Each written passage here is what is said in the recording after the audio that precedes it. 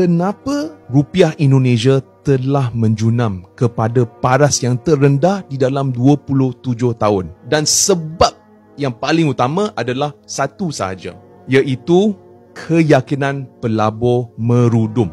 Apabila keyakinan pelabur merudum, mereka akan start jual aset-aset di Indonesia. Dan kita boleh lihat nombor satu, pasaran saham di situ telah turun dengan mendadak. Pasaran di situ terpaksa memberhentikan trading untuk 30 minit semata-mata untuk meredakan selling pressure atau pressure menjual.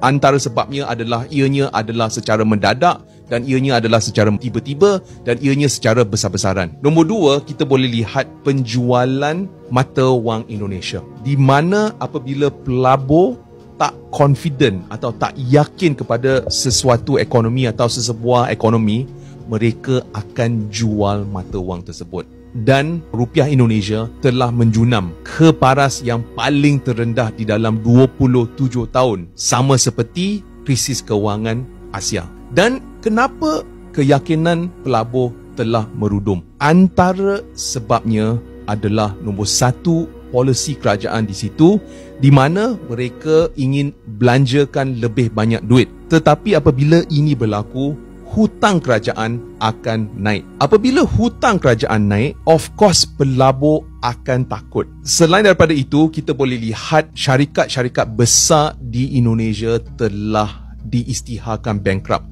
2-3 bulan di dalam tahun ini, kita boleh lihat seramai 60,000 orang telah hilang kerja di Indonesia. Nombor 3, kita boleh lihat ada ura-ura perletakan jawatan untuk Menteri Kewangan di situ.